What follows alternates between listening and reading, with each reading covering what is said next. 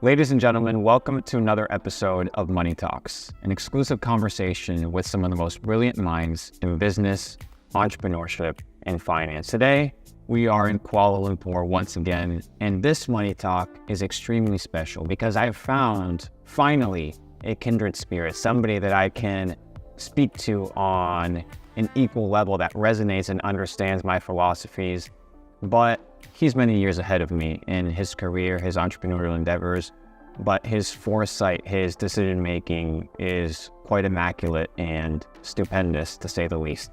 Today, I am with Satia Narjadin, a serial entrepreneur with over $700 million in sales and an absolute boss with over 55 countries traveled, a family man, and an individual that I highly respect. So without further ado, thank you, brother. Nice to meet you again. Satia, it's good to see you. I met you in California. That's right. Steve Tan invited me out to come hang out with the crew, so I was able to have a good time, get to know a little bit about you, and I was really intrigued because you're not a man of social media, even though you had a little profile, it's more like for your family or friends. So I really wanted to take some time and be able to dive into your mind, Sure. dive into your story as a student, and people just happen to have the benefit of listening to you as well. I want to take it back to kind of like your origin. I know you come from a family that, had their own company and things of this nature, but that doesn't necessarily mean that you had everything served to you on a silver platter. That's obviously many times a misconception, just because somebody in your family runs a business doesn't mean that they support you or that they're going to lay that up for you. So give me a little bit of introduction into your entrepreneurial journey, brother. Well, basically, like Luke was saying, I started in a family business, right? So I graduated from university in the US, came back to help in a family business, absolutely hated it, simply because I was the youngest of three brothers, right?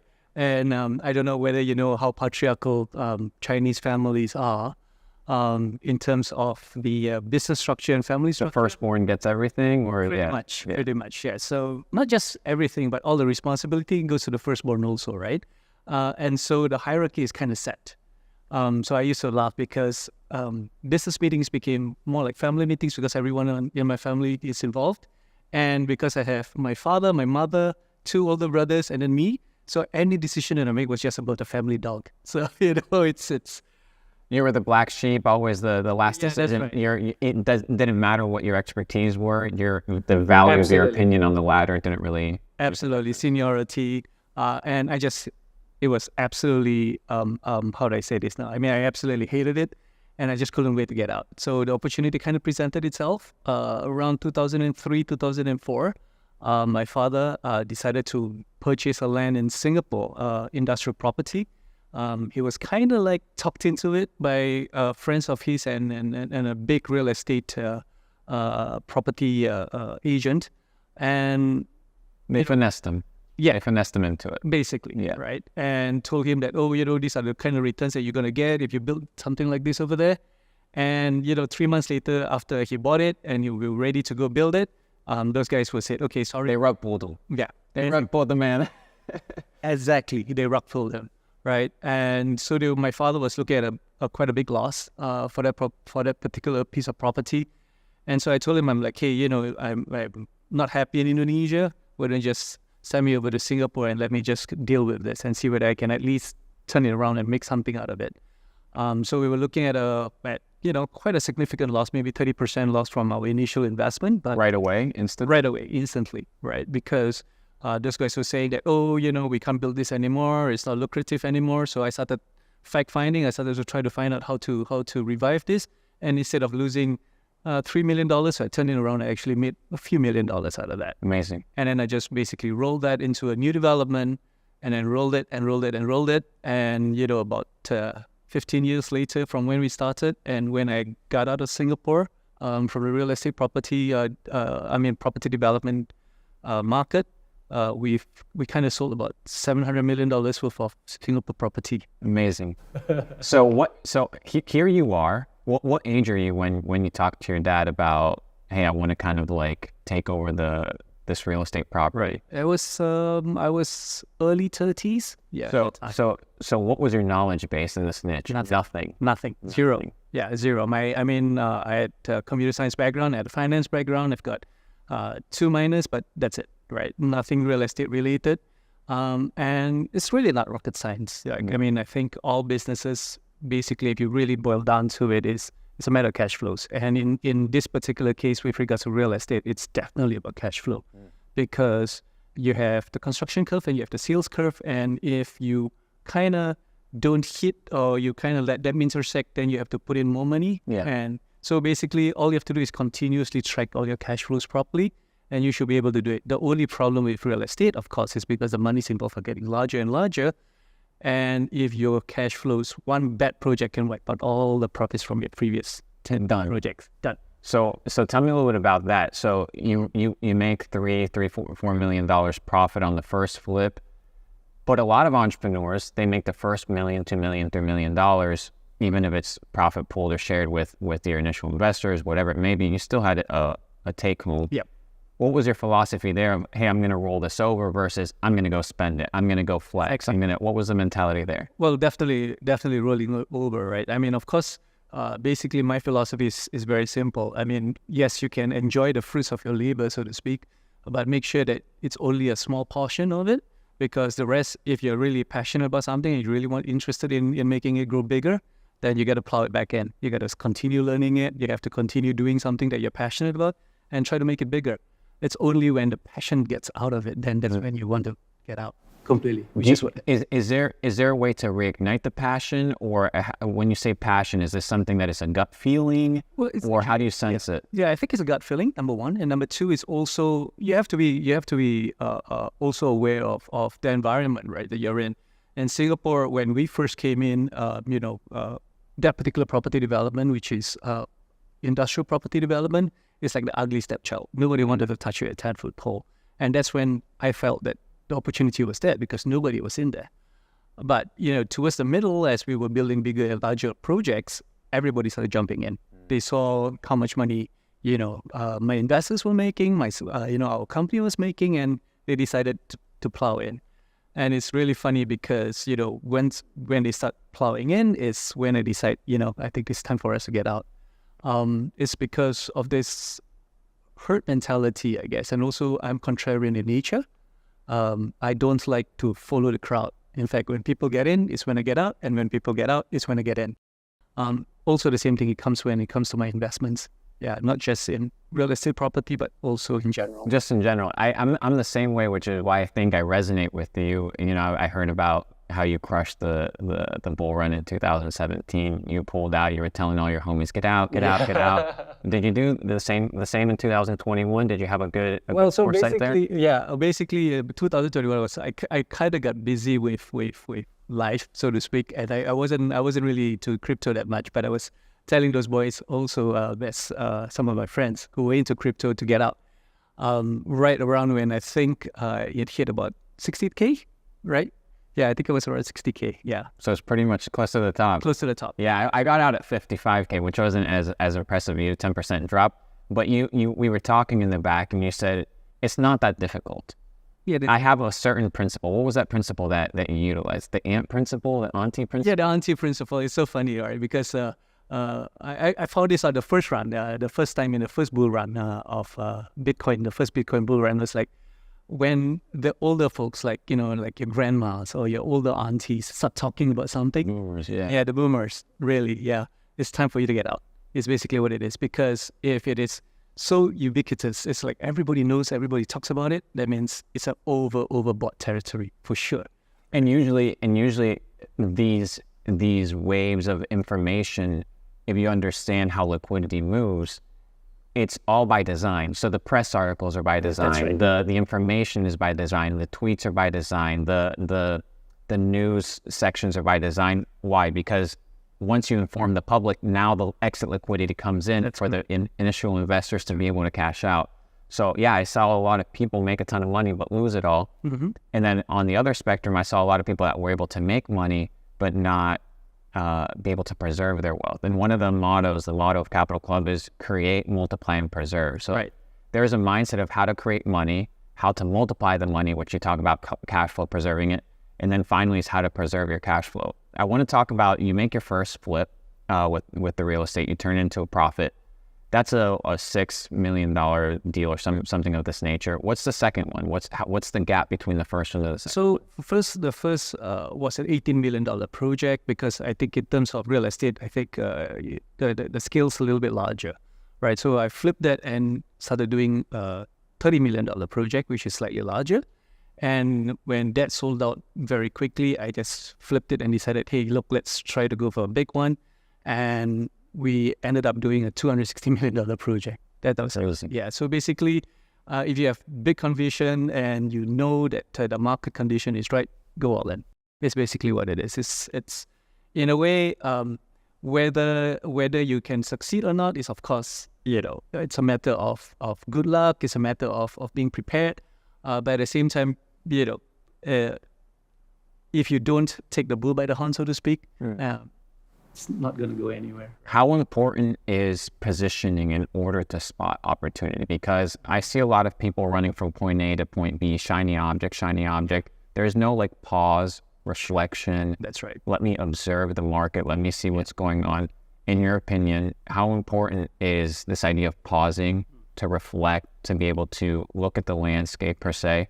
Extremely important. Yeah, absolutely right. Look, basically, you just have to pause and reflect as to, whether the market conditions that has set you up right now is still present. And then if it is, then continue being in it. If the market has moved for whatever reason, being regulatory, government intervention, or what have you, time to get out. It's basically what it is. A lot of people make the mistake, a lot of entrepreneurs actually also make the mistake of continually riding that same boat all the way up. Yeah, the same wave, even as it's crashing down. So do you think that has to do with an emotional attachment to the niche? Do you think it has to do with an identity attached to, hey, I'm a real estate developer, or hey, I'm a person that does e-com, I'm this type of person? Because I've seen it in my life where, for example, I started in e-commerce, and as soon as I transitioned out of e-commerce, started doing some consulting, they're like, no, but he's the e-commerce guy. And it's like, well, then I started doing crypto. What, weren't you the e-commerce guy? How can you be the crypto guy? And it's this idea of riding the waves, because in my opinion, and maybe you agree with me, it's you want to be playing along with the trend as opposed to against the trend. That's right. So when you're building this fortune inside this real estate empire that you built, how difficult was it for you to look at it from a third party perspective and not kind of attach your identity to it? Or did it come naturally to you? It came a bit naturally to me because I've never been enamored by labels, right? So you're absolutely right? So I was just as I was at that particular point in time when I started doing all my projects in Singapore, I was basically the shiny new object, right? Basically, I'm the one who was, this fresh guy came in, disrupting the market. But then I was like, okay, you know what? I'm also conscious of the fact that for every fresh guy that comes in, there'll be another fresher guy that comes in to this. So I'll be old news in about 5 years' time. And so basically, that makes me have the mindset of, okay, let's not be enamored by what you do, right? And let's not be shoeboxed in a certain identity that you built yourself, right? And you live and die by that sort, so to speak. I've never been that. So to me, any entrepreneur venture that I go into, I have a passion for it, but I don't live and die by that singular passion, because I have other things that I love and care about. Yeah. So one of them I know is travel. Yes. Favorite country? Oh, I actually love South America, right? I've actually visited Argentina once, and I absolutely loved it. I traveled, all the way up north, right down to the border of Brazil, where Iguazu Falls is, right, and all the way down to Patagonia. Oh, so you did the whole thing? Huh? I did the whole thing. Yeah, so absolutely loved it. I wish I can go back there again. It's a little bit difficult to go to Argentina for me. Now it's a little bit easier, but but I loved it. I've America. I love the U.S. Not so much the politics, but the people. Absolutely gorgeous. I mean, I've been to so many states within the U.S. It's amazing. How important was travel to your worldview? Very much so. I think I've never been. I think meeting new people, learning about new cultures, open up your eyes as to the similarities as well as the differences between people. Yeah. Right. By the same token, also you understand where your position is, so to speak. Right. Because to me, everything is relative. Right. If you think you're successful, there are other people who are more successful than you. If you think you're smart, there are other people who are smarter than you. And of course, people who are less successful and dumber than you are. But this is just In the spectrum. In a spectrum. There you go. And so, you have to be comfortable with where you are, so to speak, right? And be comfortable as we were talking about authenticity just now. Be comfortable in your genuine self.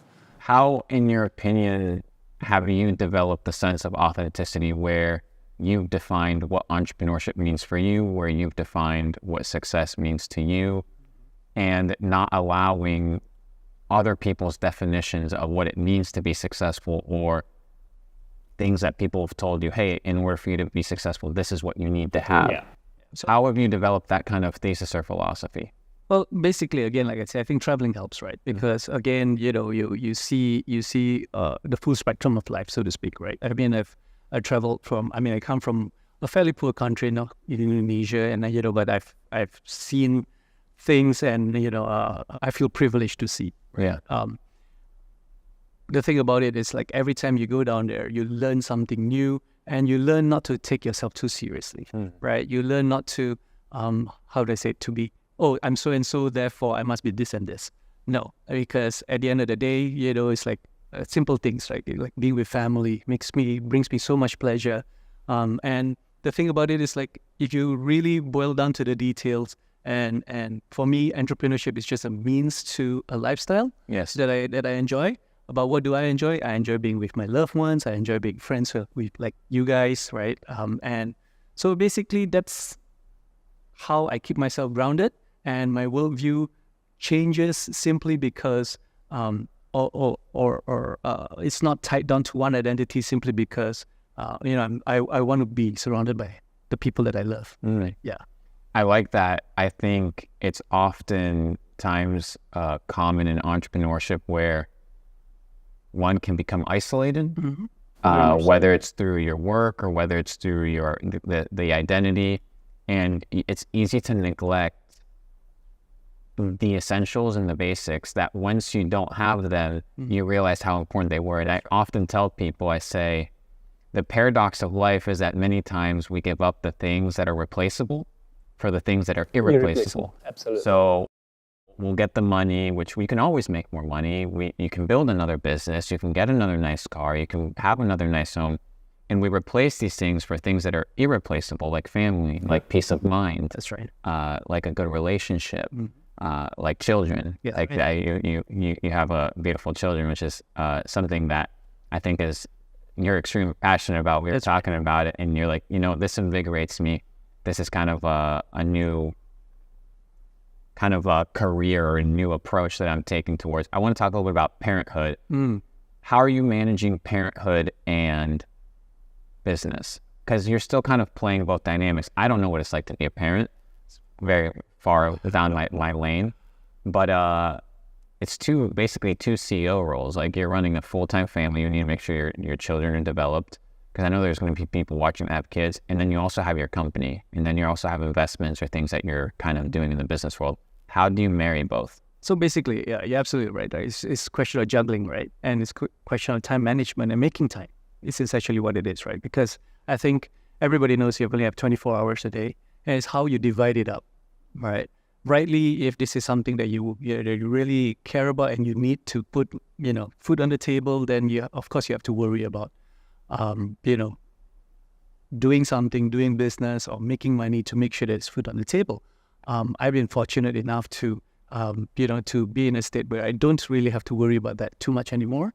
And so I have basically now tried to devote as much time as possible to my other endeavors, which is basically to being a better husband and being a better father to my child. Yeah. Let me ask you what being a better father is in the context of understanding the school system, of understanding the programming. This is where we're going to get a little bit deeper. Sure. And understanding kind of where the government or the system kind of begins to indoctrinate culture. And obviously you, now that you're financially free, understanding these things, how are you training up your children to think or operate differently than the masses? Right. I think this was something that we talked about previously also. I think one of the biggest things that have changed between formal education back then and the future of education moving forward is this whole concept about resiliency, this whole concept about being flexible, right?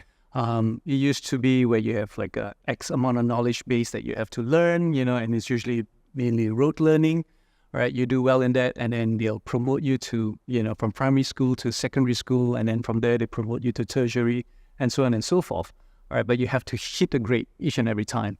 I think that model to me is a little bit outdated, honestly, because it's lifelong learning now. Yes. It's basically what it is. You cannot just stop and think, okay, so I have a master. It can't be attached to the title, just like Exactly. this. Yeah. Yes, exactly. Right. I mean, I've talking about education. I finished 2 degrees, 2 minors, and an MBA. But before I was even 23 years old, right? But did I stop there? No. I continuously learn. I continuously keep myself. I read a lot. I think my friends know I spend at least 3 to 4 hours every day just reading. Wow. Reading on stuff, right? Reading about big market trends, geopolitics, what the future holds.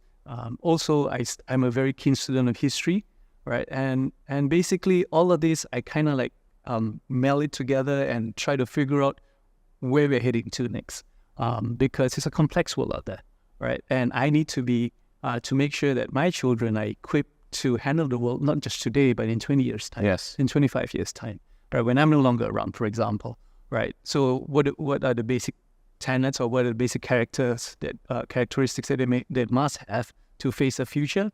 One of them is resiliency, and also the ability to want to continue to learn, right? Not just in the orthodox method, but also think outside the box, right?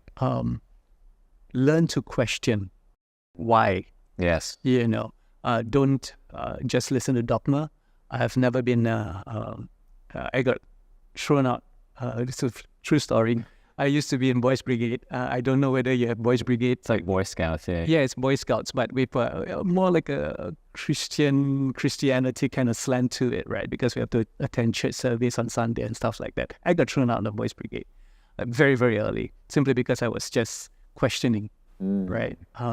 And so I thought that that was one of the biggest lessons for me. It's like, hey, look, if authoritative figure can't give me the answers, right, then I will have to search for it on my own. Yes. Right. And, I certainly don't want to listen to dogma. It's because you see a lot of authoritative figure doing something, saying something, but doing something else, right? So to me, I teach that to my children also, right? If I have to ask you to do something, I have to explain why I'm asking you to do something, right? It's not just dogma. It's not like, okay, you have to do what I tell you to do, right? Because it's dangerous. Why is it dangerous? Because of this.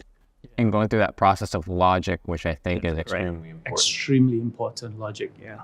So moving on to talk a little bit about what you study and the fact that you read. You said you spend 3-4 hours reading. The young generation, they shit on this idea of reading because they have a terrible notion of what education actually is. To them, education is this mental model that they've been brought up in. So they disdain education when in fact what they've been put through is indoctrination. That's correct. So, for example, I was talking to a mathematician, and he's like, you can't study math as a form of problem solving. You need to study it as a language. That's right. You need to be able to perceive things differently. And Leonardo da Vinci has a very interesting quote, a very famous quote. He says, to develop a complete mind, you must study the science of art and the art of science. You must learn to see things for what they are. And once I heard that, I was like, okay, I need to develop a complete mind, not by being a person that's niched in one thing and one identity, but I need to be a jack of all trades. That's right. And oftentimes we hear this quote, jack of all trades, master of none. But the quote continues, master of one is like master of none. So if you're single laned, you're basically useless in a world that's, like you said, moving super dynamic. So I like to say jack of all trades, master of life. in your opinion, how has or talk to me a little bit about like the education that you go through. Why do you select a specific book, or what intrigues you? I know you talk about geopolitics, modern stuff, but then you also mix it with history. Tell me a little about this concoction that's putting you ahead of everybody. Well, I wouldn't say putting it ahead of everybody, but I mean, bro, you got out of Bitcoin. You told people get out at 60K. That's pretty much ahead of most people, bro. Yeah, but it's really funny because, like I said, I'm a keen student of history, right? But I don't use it as how do I say it, as to live in the past, so to speak. But to learn from the past to predict the future. And, essentially, I mean, if you talk about a pandemic, for example, right? If you really see what has happened in the past, in history, you will know that there's a big pandemic every 100 years. Yes, the cycle. The cycle. And we were due one, right? In 2019, 2020, we were due one. And basically, so what you do when it actually hits, you see what happened in the last one, and you see the patterns involved, and you see how the stock market does. You see, of course, different variables have come in, but what you want to do is you want to anticipate. You want to learn from what has happened, and then moving forward, what you think is, whether the conditions are still the same, and whether, so you should use that and try to go in, how do I say it, predict, quote unquote, the future. There's this book called The Fourth Turning that talks about the same exact thing that you're talking about, how just like there's seasons in the world, there's also seasons when it comes to human behavior and how things operate. That's right. In your opinion, is this manufactured history cycles, or is this natural history cycles that occur? I think it's natural history cycles. Of course, by and large, humans have started to go and affect how the natural cycles actually occur, right? Because there's a lot of human activity has disrupted, so to speak, the natural cycle of things. Yes, but and you're talking about history again. Well, we're at this particular subject. I think you and I know that history is always written by the winners. Yes, right. So I also like to delve into what history is like for the losers, right? To get a better perspective of how they view things. And so instead of being indoctrinated by the so-called narrative that, governments and the victors want you to learn, you also read about what other people are saying, and basically try not to pigeonhole yourself, or try not to be boxed into a particular mindset is basically what it is. Be open to suggestions. Don't delve too much into conspiracy theory, right? Because I think you run into a lot of issues if you just jump into the rabbit hole. But keep an open mind, right? Of all things, be logical in nature. Be analytical and be logical. And you'll find that a lot of you can get out of the so-called white noise. You can basically just tune out all the white noise and actually pinpoint exactly what is happening once you really boil down to the basics and you analyze all with logic. Yeah, this is. I mean, yeah, you look at, for example, the market crash of 1912. Then you look at the fact that world wars were introduced, and then you look at the fact that there was a pandemic introduced, the Spanish flu, things of this nature. And now you look at the same thing, right? Maybe the patterns are a little bit different, but you see market crash, then you see pandemic, then you see Ukraine war, then you see all these things playing together. In some way, shape, or form, may feel orchestrated, but there is natural cycles that do occur. And like you said, it's being able to anticipate these things, which require the ability to step back. That's right. And ask, to me, what you said is the most important question: why? Yeah. Why? Asking why, continuously why. Not only asking why when it comes to like exterior factors, but you asked me a question when it came to, we were talking about the motto, Capital Climate, and I talked about my intense desire for people to be their authentic self. And you said the problem with that, or the potential danger with that, is most people don't know what their authentic self is. How do you ask why towards your own actions? How do you diagnose whether you're abiding by somebody else's worldview, belief systems, versus developing your own train of thought? Right. Well, of course, like I said, right, I think what I like to do is basically to keep an open mind about a lot of things, right? Don't just listen to, the hype. Don't just listen to what people are saying, what mass media is saying, right? Even when you talk about geopolitics, for example, who are writing all the articles, for example, like who owns the news outlets? That's right. Who owns the news outlets? And look at the bent, look at all the different things, and see for yourself. Really, again, stay above the fray. Don't get tied up to the emotions of the actual story, but look at it from a perspective of like, is this really what is happening on the ground, right? And it's interesting, right? Because a lot of people bash about, say, China, for example. A lot of Western media will say bash on China, but you look at what China has done, and just from a holistic point of view, just from a sit back and take a look at it, right? What they've done is near miraculous, right? China in 60, 70 years ago, they have this huge poverty issue, right? Massive poverty issue. And basically what they've done over the last 50, 60 years is pull 600 million people out of poverty, right, into what we call middle class kind of life. Yes, there are things that they have to give up. There are some personal freedoms, certain freedoms that they have to give out and stuff like that. But at the end of the day, 600 million people. It's a lot. It's a lot of people. Exactly. So yeah, let's not sneeze on that, And then on the same time, you can look at the Western side, which, they'll go and be like, hey, Iraq needs freedom, and they'll just bomb 1 million people. There you go. So, you need to be able to, like you said, be a multinational person. You can't be a person that is, per se, patriotic towards one flag, which is why I think you and I resonate. You're like, you know what? I'm not a citizen of this country. I'm not a citizen of that country. I'm a citizen of the world. That's right. And I myself, I've been to 54 countries. One of my goals is to actually travel to every country in the world. That's kind of one of the things on my hierarchy list of priorities, simply because I want to continue being a student of life. And a student of life, it requires humility. Mm-hmm. But I think, I sense it with you, the more you know, the more you realize you don't know anything. Exactly. But there is a certain beauty to that, because in that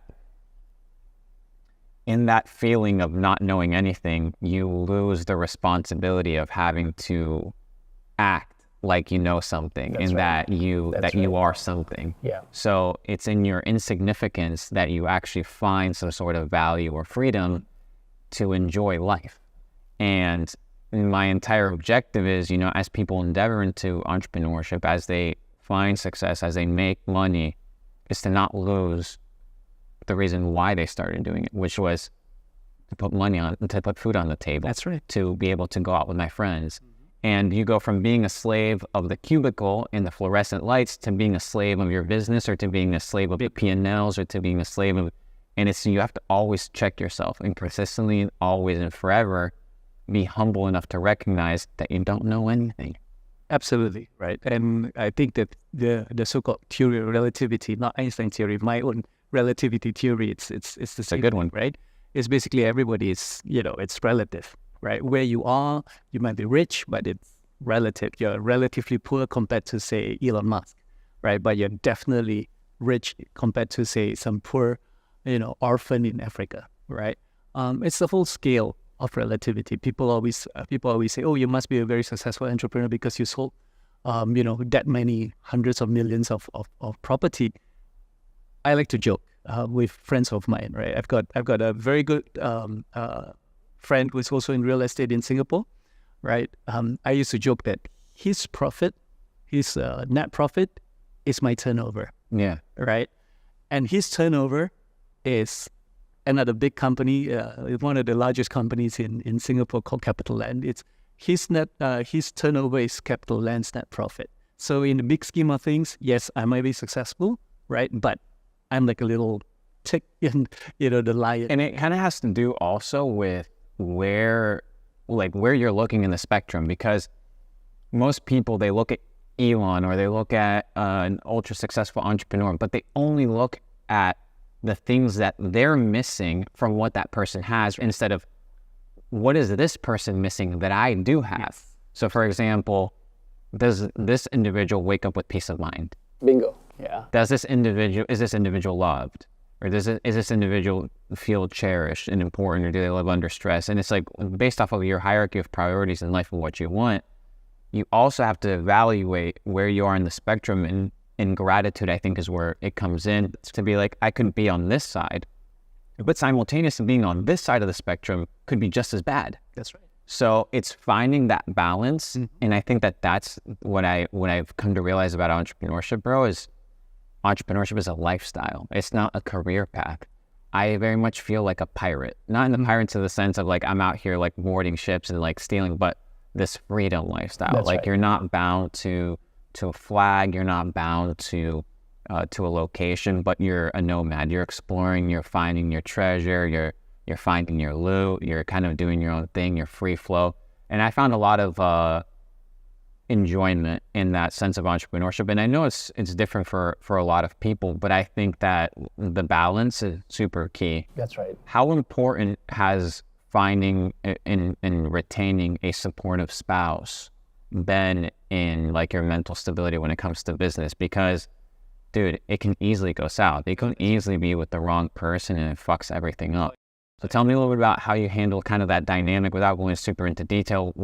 How do you handle that dynamic of relationship, the empowerment of making sure that you still have time for your personal relationship while still supporting, your business endeavors and your entrepreneurial like spirit? Well, we definitely did this previously also, but what we talked about was, like entrepreneurship for me is a means to an end, right? It's like it's providing food on the table, a shelter over my head, right? And basically, that's it. Once you've achieved all that, what do you want to do, right? You want to start working on interpersonal relationship. A lot of people spend so much time doing, for example, learning the life skills to become a successful entrepreneur. They never learn the life skills to become a successful partner to their wife, to their children. Wow. They forget about that, right? You put in 20,000 of hours at work. Do you put 20,000 hours of work in interpersonal relationship to try to, be a better person to not just, you as a successful entrepreneur, but also to the people that you love, the people that love you, right? People forget about that, and to me, it's something, like I said, I've been fortunate enough to be able to get into a position where I can now start to work on those other aspects that I have led previously. But it also, again, back to the point where the whole big scale of things, right? Once, how much money do you really need in this life to be? How much money do you really need? I don't know. I mean, like if you obviously, like, let's say I want to live a good life in your spectrum, I want to have a nice car. I want to have a nice house. Mm-hmm. I want to be able to have my retirement portfolio. I want to be able to invest. What is a number to you that you're like, hey, if you're an entrepreneur, you're making $100,000 a month. Obviously, cash flow is king. You talk about that, and being able to have cash flow income streams. What is a net worth in 2023 or in this kind of era that you should be aiming for to be like, okay, now I'm in a good place where my priorities can shift. Right. What, in your opinion? Well, it really depends, obviously, on where you live. For sure. Yeah, because real estate, which is something that I used to do. It really depends. If you live in Singapore, then $1 million won't get you very far. Yes. But if you live, let's say in Malaysia, for example, $1 million will get you much further than $1 million in Singapore will get you. All right. So it really all depends on that. Let's say tier 1 countries. Tier 1. So we're talking U.S., Singapore. Yeah. Let's add a couple of European countries that are highly expensive. What is your opinion there? For, let's say, if you live in New York, live in California, then it's gonna get really expensive. London, for example, Hong Kong, Singapore, all the tier 1 countries, Dubai, it's gonna get really expensive for you to live in a luxurious manner. But if you want to live in a comfortable manner without worrying too much about, what your neighbors are doing, what everybody else thinks about what success means, right? I don't think you really need that much, honestly. It really boils down to whether you the place that you're in, it's comfortable, it's large enough for you, it's conducive for family. But do you really need a 10,000 square foot mansion? Do you need 4 Bugattis in the parking lot? Bingo. Right. Correct. And oftentimes what I've come to realize is these things come from comparison. That's right. And I tell my people, I say, comparison is the killer of joy. Because you're comparing yourself, instead of comparing yourself to the person that has less, you always compare yourself with the person that has more. And it's in that fallacy that you're sitting in a beautiful home with people that love you, making money, and you're like, oh shit, it's not enough. When in reality, 5-10 years ago, you would have looked at the version of who you are today and been like, dude, this is the version that is success. That's right. And I think that it's that reality check that is extremely important. Yeah, you shift your own goalposts. That's basically what it is, right? Once you've achieved that, you're just like, okay, what's next, right? And then you look at your neighbor and like, oh, he's got a bigger house, he's got a nicer car, I want that. You know, but then, you know, like you said, you don't stop and say, hey, look, 5 years ago, I would be so happy if I, you know, reach where I am right now. And I think that's basically it, right? You know, what is it about being the next Elon Musk that drives you towards that? I mean, you know, I think someone like Elon Musk must be, yes, I mean, he's got all his riches and everything. I think must also be very, very lonely, you know, to a certain extent, right? You see like half of the things people say about him are all negative. The other half is positive, but you really boil a lot of pressure. Yeah, it's a lot of pressure to continue to be Elon Musk, right? I don't want that kind of pressure. Yeah, I like to travel. I like to enjoy the good things of life, because at the end of the day, it's like you said, you know, you can be a big rat, but still in the rat race, and just be a bigger cog, but you're still a big cog in the same machine. That's right. What are some books that have foundationally impacted the way that you view the world?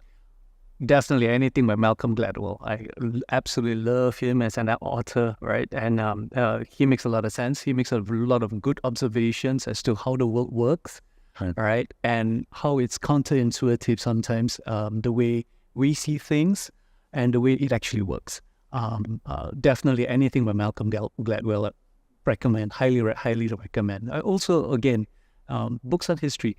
Go into the internet, you know, learn about a lot of things that you be skeptical is basically what it is, right? Don't believe everything that you hear. Don't believe everything that you see, because it's so easy to distort the facts by reading mass media, for example, right? Learn from a lot of, how do I say it, the bigger skeptics, right? I am a big fan of James Randi. He used to be an illusionist. But he's a very, very big skeptic about, you know, supernatural and all this, you know, causes and stuff like that. I'm a big fan. Even take opposing views, right? Yes, it might be uncomfortable. You might be uncomfortable, yeah. But what you do want to know, what you do want to learn is how do I say this? It's like be empathetic as to what the other side is thinking about. Right. Like, don't be so dogmatic about one worldview that you neglect the other side of the ping pong table. And you're like, hey, maybe I do agree with some of the things that because I found like the similarities are so much more in unison than the differences. That's right. And I think that it's in the nuances that people get caught up, instead of being able to perceive things, like Miyamoto Musashi says you must be able to perceive things from a high view, from the mountaintop. That's right. So you can see things clearly. That's right. Because when you're down in the grassroots, all you can see is the grassroots. Like, all you can see is where you're at. But if you can take a higher view, and a higher view requires perspective. That's right. And perspective, you may agree, is acquired through understanding multiple perspectives, through understanding multiple worldviews. In personal development, what are some books or some trains of thought that have impacted you recently? Personal development, let's see. In personal development, once again, it being a wide spectrum, but things that have kind of developed your operating system on the human side, not on the business side, not on the history side, but on the, you know what, these are things that impact me personally. It's, like I said, it's just quite, I mean, I read a whole lot of things, so I can't really pinpoint one particular author or one particular person or one particular philosopher that I adhere to. It's just a strange mishmash of all the things that I read about. And again, it all boils down to critical thinking, Yes. right? All boils down to logic, and it all boils down to being skeptical about what exactly you read and what you're actually seeing online. We talked about this in social media now because especially now with the prevalence of social media, it has become an echo chamber, right? You only belong to the same things that the things that you want to listen. Yeah, because it's the For You page is curated towards giving you more nonsense of the things that, oops, I clicked on this by accident. That's right. Now you're in the algo for this. And it just hits you and hits you and hits you and hits you and hits you. I have to do it oftentimes. I have to just hit mute or I have to hit like not interested, not interested, not interested. So curating that experience as well. And what's interesting, it's called a news feed. Yeah. Feed, aka you're being fed something. That's right. And when you're being fed something, it means that you're not going out and hunting for it. Right. So in order for you to be a full developed entrepreneur, you have to go and find the information as opposed to being fed. Because when you're fed, you're oftentimes in a farmhouse and you're going to go to slaughter. That's how I've always perceived it. Yep. So I'm in a perspective where very similar to you, I find pleasure in life through the small things, not neglecting them, not forgetting them. But talking a little bit about money, I want to go into that. I want to talk a little bit about cash flow. I want to talk a little bit more about business principles that building a multi-9-figure empire and being able to leave that and then redesign your life. What are some principles in business that you've adhered to that have allowed you to achieve success? One of the biggest one is like there's no one path to success, right?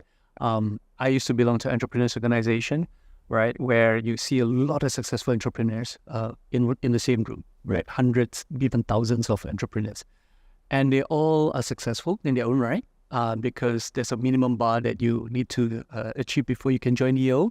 But the one thing that strikes me is like, despite the fact that all of them are successful, but they all reached it in multiple different ways. They all have different mindsets. They all have,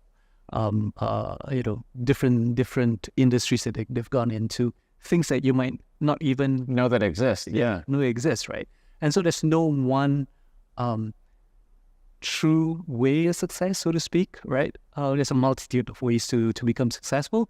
But the thing that struck me when I talk to these people, when I talk to other successful entrepreneurs, the one thing that continuously strikes me is like, number one, they will say resiliency, right? Determination. You fall down 15 times, you get up a 16th time, continue to plod on. Stubbornness, yes, by and large, but it's more the determination part. And also the thing about what we entrepreneurs like to say is we try to find a solution to a problem, right? If the problem doesn't exist, then don't try to create one. There you go. That's right. So in essence, we're trying to, most entrepreneurs go into a new business to try to solve an old problem, an existing problem. And that's how you get successful. Basically, is how it is to make sure that the existing problem, you provide a new solution to a problem that still exists. All right. And yeah. Or even finding these problems that are going to be forever problems. Like, That's right. People will always need a place to live. That's right. If you are running industrial real estate, businesses will always need a place in order to warehouse or keep their stuff or be able to run their operations. A morgue, right? Or what is it? Well, the funeral homes. People are always dying. That's right. So guess what? Somebody's got to run that business. That's right. And I think a lot of entrepreneurs, many times they go for that shiny object. They go for like the next thing, as opposed to finding these evergreen niches and finding these transcendental problems and finding a creative way to introduce a solution to it. You talk a little bit about cash flow. You talked a little bit about a model there that you kind of utilize. Can you explain that a little bit more? So cash flow to me is the king, right? It's the lifeblood of any business. It's basically what it is, right? You can build your business, but without cash flow, without the blood flowing through the business, and if you don't really know how to control it, you bleed out. It's basically what it is. And just like when you bleed out, what happens to your business? You die. Oh, it happens to your body, it also dies. So it's the same principle that I always keep in mind, because in a lot of ways, running a successful business means controlling your cash flows really, really tightly, making sure that you have enough money in not just for today, but in 3 months' time, in 6 months' time, to pay your suppliers, to pay your employees, right? Always keep that in mind and never get into a position where, okay, you know what, let's just go into a huge negative cash flow.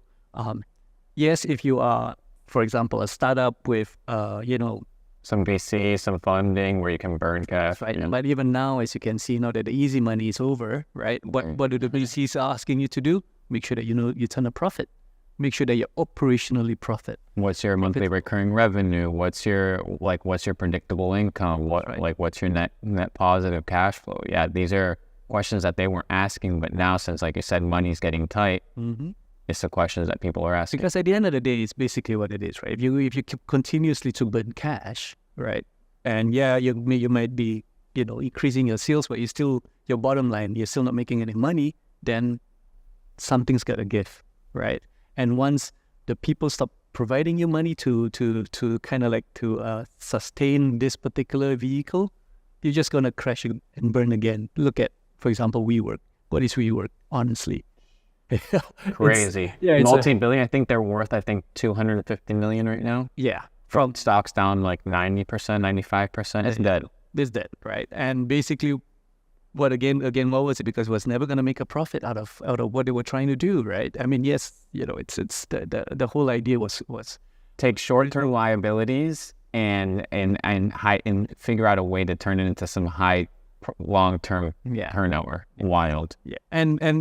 And that model actually has existed even before WeWork came in, right? It's registered, curated or offices that basically co-working spaces. They were the old co-working space. It was just not sexy, right? They didn't just couch it with like new technological terms just to make it more sexy, like AI, for example. Correct. Now everybody's piling into the AI space, but what exactly is AI? A lot of people don't know that, right? Deep machine learning.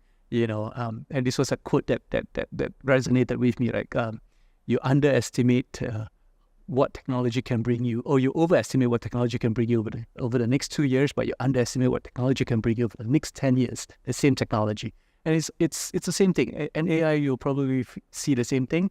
In the next 2 years, you'll see a lot of hype over AI. You'll see a lot of companies that do well, but also a lot of companies that just crash and burn, simply because they went on this train and there was no substance to it.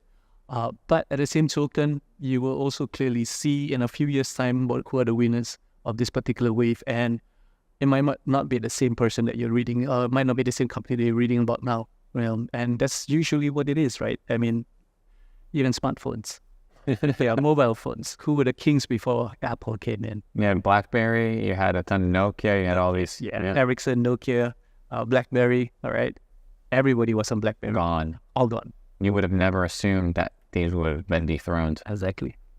So yeah, again, you can't see the winners right now, right? But this whole new revolution, this AI, we've talked about it many years, right? And I think it's still at its infancy. But yes, it's going to disrupt a lot of industries. It's going to disrupt a lot of people's employment status. So then you just have to be prepared for it, right? Read about what are the industries that are going to be disrupted by AI, and don't be in that.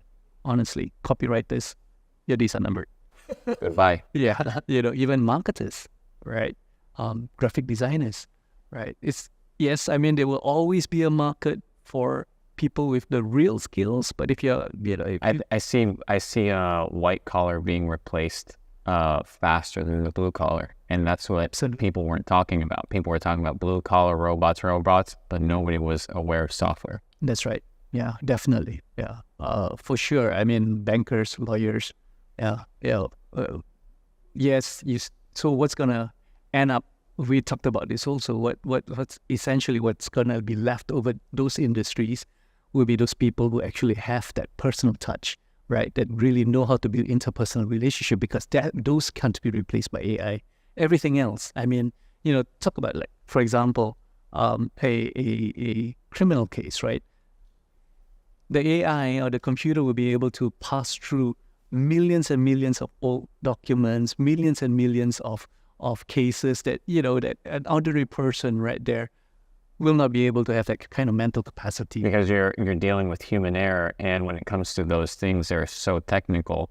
that we're going to start relying a lot on machines. There's a good side to it. There's a scary side. Exactly, right. But as usual, with the scary side of it, it's like, AI is written by people at the end of the day, right?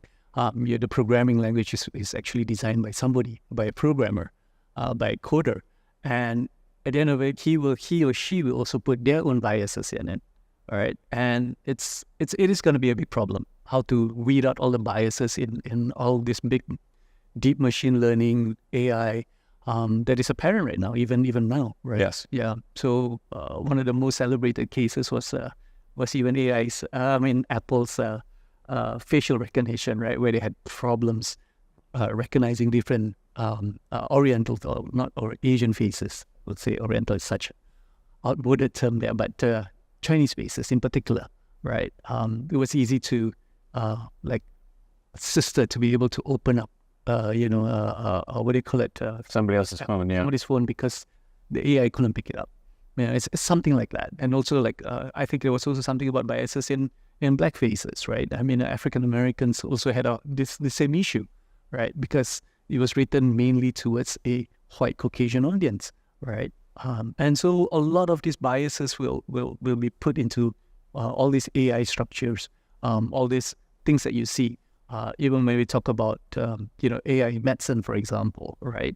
A lot of the research has only been done for typical white Caucasian males, right? Not even females, right? And so if you look at drug development and all that, it's mainly geared towards that. But, the microbiome, for example, what's happening inside your body is different between somebody who is white and Caucasian and somebody who is, a Singaporean Chinese, for example. Right, so all these biases, all this library of information needs to be, cataloged.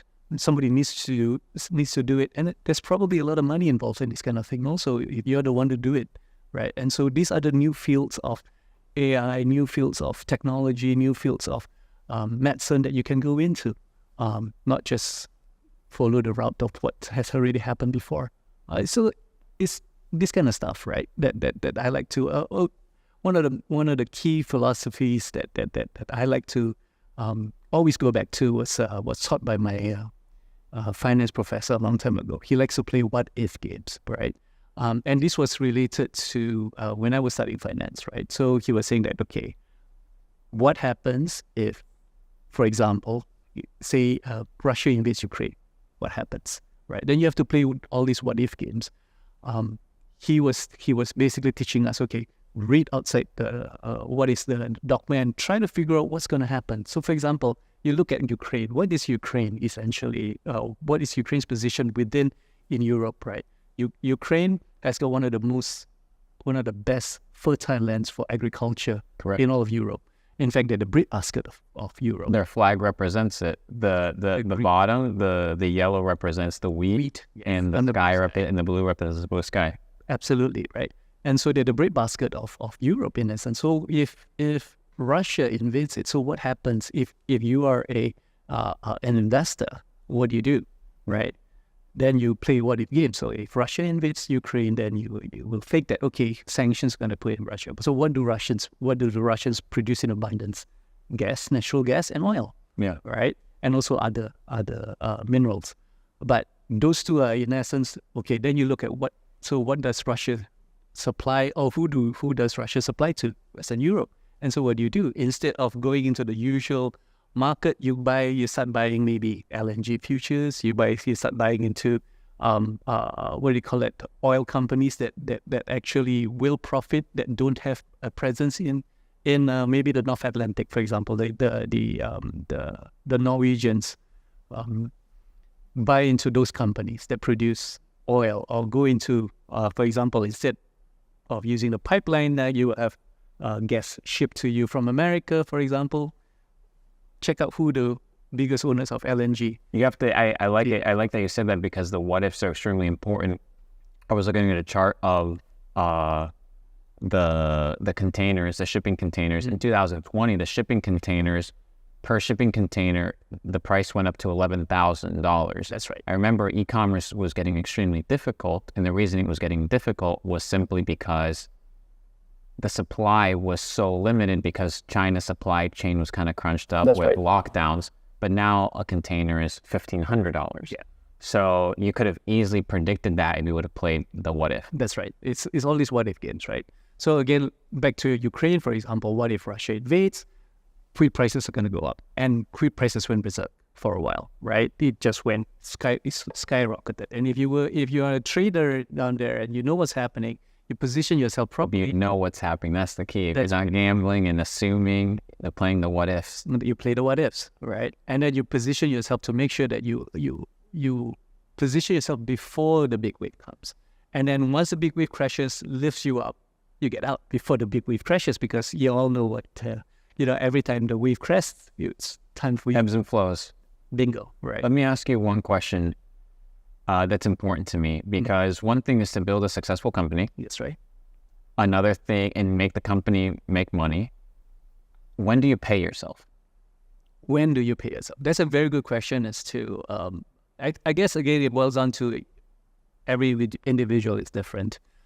But you're absolutely right. It's like, for me, I learned a long time ago that empire building, you can continuously build an empire. You can continuously build, make bigger and bigger, business, build a bigger and bigger business. But not for me, it wasn't at the expense of interpersonal relationship, right?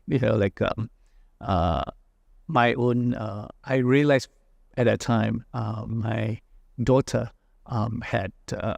she was 11 years old, right? And this is getting a little bit personal, but yeah, she was 11 years old and she had cancer. And so to me, here I am building this big empire, and at the end of the day, there's nothing that I can do. Yes, I can provide money to give her the best care, but there was nothing that I could do to prevent her from getting this, right?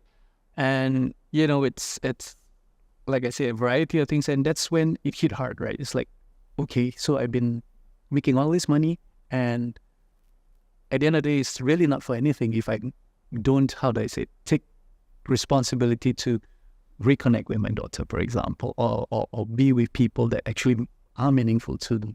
All right, and it's all the money in the world is not gonna be able to, again, back to say Elon Musk, for example, right? I mean, he might be the richest person in the world, but is he really happy as a person? I don't know, right? We really don't know. And to me, that became very, very important, right? How to make myself happy and to understand what really makes me happy as a person, instead of, listening to others. And instead of, for you to be happy, you have to be rich, right? It's not all about that, because I see sometimes, like I said, sometimes when I see my employees, they might not be as rich as I am, but hey, for sure, they live a very much more fulfilling life. Their life seems to be full of laughter. Yeah. What would you say to somebody that says, that's easy for you to say because you're sitting on 9 figures? Well, that's easy for you to say because you're retired, but I'm struggling. What's the comparison there of like, okay, yeah, money isn't ultra important. I wouldn't say that. Yeah, I wouldn't say that money is not ultra important. Yeah. But I think once you've accumulated a certain amount of money, I think it's the law of diminishing returns starts to set in. Right? It loses the value on on the list of priorities. The hierarchy of the value of money goes down. So for you it's up to you to find out where you want to stop, so to speak. And like I said, for every person it's different, right? But at the end of the day, you just have to ask one thing about yourself, right? Whether you're extremely happy. And then I like to quote. I like to use myself as an example, right? I've seen people who are extremely, extremely wealthy, right? But they're just not happy in their lives, right? I mean, they don't even have to worry about money for the next 6 or 7 generations, right? So much money, but nobody likes them. Well, their own family hates them. They're despised by a lot of people. Yes, they're feared and perhaps they're admired because they've accumulated so much wealth. But at the end of the day, when I see them, I feel sorry. A little bit sad for them, a little bit sorry for them, simply because, you've got all these monies, you've got all these riches, but, you've at the cost of all of these interpersonal relationships that should mean something to you as you grow. It's like the Bible says, what does a man gain if he gains the whole world but loses his own soul? Exactly. Perfectly. And it's the paradox, and it's that fine tune. As we kind of wrap up, brother, what are some thoughts you leave to the upcoming generation of entrepreneurs? What are some principles that, you know, we've covered, money not being important, but what is something to you that you would like to convey? Well, I think honestly the AI and the computers and computing in general, right? I mean, I studied computer science last time, and the languages that I learned even 30 years ago is now obsolete. Nobody uses those languages anymore. Pascal, for example, assembly. Who does programming assembly anymore? Nobody does, right? And it's a scary world out there. But the thing about it is never stop learning, never stop reading up on stuff, never to stop traveling, right? Figuring out what other people think. The reason why I love to travel, I think this is probably the same reason as you, is because you are immersed in somebody else's culture. So you look through their eyes about how their worldview is. And because of that, you're a better person. Because of that, because you're able to empathize, you're able to put yourself in their shoes, and you're able to see different points of view, right? And to me, that is always the key right there, is to always continuously learn, never stop learning, because, you know, and don't convince yourself that, okay, I'm at a pinnacle, this is it. I don't have to learn anymore. I know about everything I used to know about this particular business. That's when you fail. It's all. That's when the wave comes crashing down. Correct. Yeah. So, and like I said, there's so many things that you should learn about, right? I mean, not just from an entrepreneurial point of view, other things. And it cross-pollinates too. Like you were talking about this idea of you spend 20,000 hours working on becoming a better entrepreneur, but do you spend 20,000 hours trying to become a better person that interacts with other individuals and understands how to sympathize? That's right. And if you understand how to perceive things differently, you realize that this knowledge actually translates and makes you a better business owner, and it makes you a better entrepreneur. And I've come to realize many times, okay, if you have interpersonal relationship issues, that translates to business. Exactly. If you're really good with people, that translates to business. So everything kind of cross-pollinates, and it's not isolated in and of itself. So becoming well-rounded, being educated, and becoming a student of life. Absolutely. Brother, thank you so much. Really thank you for being here. I appreciate it. Ladies and gentlemen, this was another episode of Money Talks. I hope you guys enjoyed. I'll see you guys on the next one.